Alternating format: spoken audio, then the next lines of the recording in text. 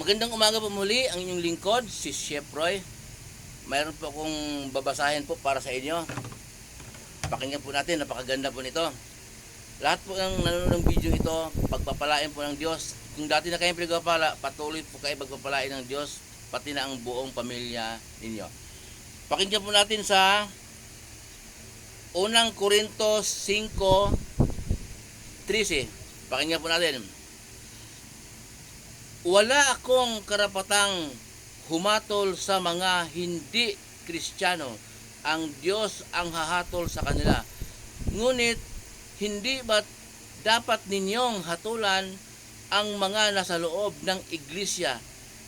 Sabi nga sa kasulatan, itiwalag ninyo ang masasamang tao. Yun po ang sulat po ni Pablo yan. Pero utos ng Diyos sa pamamagitan ng banal na espiritu upang may sulat po ni Pablo. Ang Diyos ang hahatol sa labas ng iglesia. Mayroon po kasi akong narinig na nangangaral po na malakas niyang sinigaw.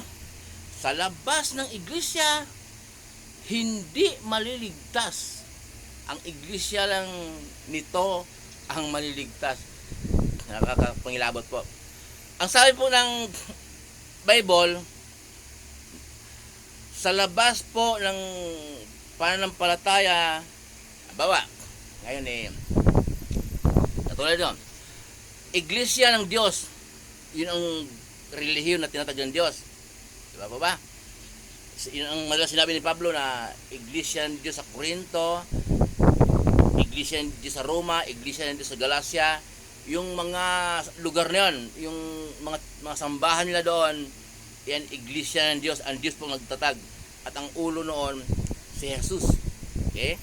Kaya po, bago umakyat ang ating Panginoong Jesus sa langit, tinuro niya sa kanyang mga alagad na kung paano ako isinugo ng aking Ama. Gayon din isinugo ko kayo. Nung pag-akyat ng ating Panginoong Jesus sa langit, nagsimula po silang mangaral. Tao ba? Pinangaral nila ang turo ng ating Panginoong Jesus. Kaya ang turo ng Panginoong Hesus, yun na po ang ating gabayan. Para dito po tayo maliligaw. At yun ang iglesia na tinatag ng Diyos. Relihiyon, iglesia ng Diyos. At si Jesus ang daan. Si Jesus ay Diyos. Si Jesus ay anak ng Diyos at Diyos. Si Jesus ay nagkatawang tao pero Diyos siya. Siya ang daan, siya ang tagapagligtas sa atin. Yun po ang turo ng ating Panginoong Hesus sa atin. Yun po yung sa labas niyan, ang Diyos po hahatol, hindi tayo. Okay? Kasi nga, malay natin, wala pa siyang narinig.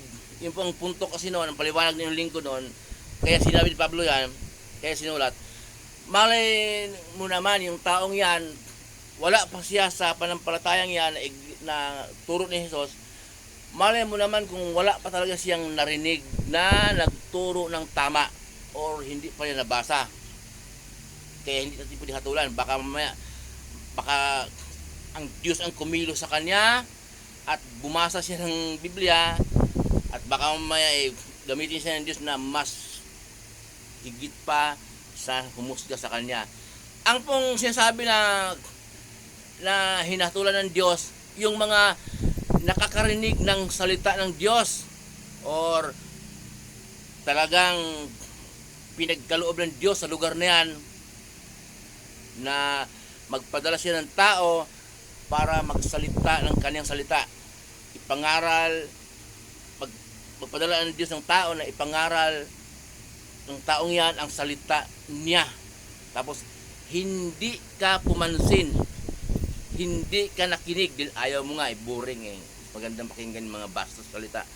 Yun po ang sinasabi ng Diyos doon sa Kawikaan 1:25 na dahil hindi niyo pinansin ang aking panawagan, hindi ninyo pinakinggan ang aking saway, at pag dumaan sa inyo ang salot at dinaan kayo ng bagyo at kapighatian, at yun na yung mga naghihingalo na tayo, kung kailan naghihingalo at saka palang tumawag sa Diyos, sabi ng Diyos, hindi ko kayo pakikinggan.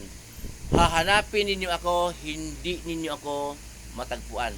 Doon po sa mga taong yan na nagpataan alam naman nila na may naghatid ng Diyos ng mensahe para sa kanila, hindi pa sila pinatawanan nila, pinipiliso po nila. Yun po ang mga sinabihan ng Diyos noon. Pero yung mga tao na hindi pa nakakarinig at talagang noong mga nagdaang taon na nangangaral na nabuhay sila, mga nakarang taon, nakarang buwan, may nangangaral sa kanila na maling turo at hindi sa Diyos. Inosente pa sila sa turo natin Panginoong Hesus. Yun po ay wag nating hatulan, wag nating husgahan. Kaya po pag oras na nagsalita na ang mga taong pinagkalooban ng Diyos ng kaalaman para magsalita, at pagka nakarinig na sila, baka balay natin kung sila makinig at isa sa puso nila, isa sa buhay nila. Malay natin kung ihihiling nila sa Diyos na pagkalooban sila ng banal na espiritu para manguna sa kanila, baka po maging magiging tagapagpangaral na mahusay. Ang Diyos ang kumilos sa kanila balang araw. Kaya huwag po yung hatulan. Ang mga pansinin natin yung mga kung ayaw nila salita ng Diyos na gaya ko, pinagkalooban ako ng Diyos ng salita, sinasabi ko, kung ayaw nila, huwag mo silang awayin. Ayaw sila. Basta nagsalita ka. Kasi nga, kaloob ng Diyos yung kaunawaang yon. Hindi kaya ng iba yon. Sabi nga ng Bible, kapag pinagkalooban ka ng Diyos ng kaunawaan at kakayahan na magsalita, kapag hindi ka nagsalita ay isang kahangalan, isang kamangmangan. Yun po ang sabi po ng Bible. Ngayon po ay 8:30 po ng umaga, July 1 na pala ngayon, araw po ng Lunes. Kumusta po kayo lahat? Lahat ng nanonood ng video ito, patuloy na ingatan ng Diyos. Muli po inyong lingkod, si Chef Roy. Mabuhay po kayo.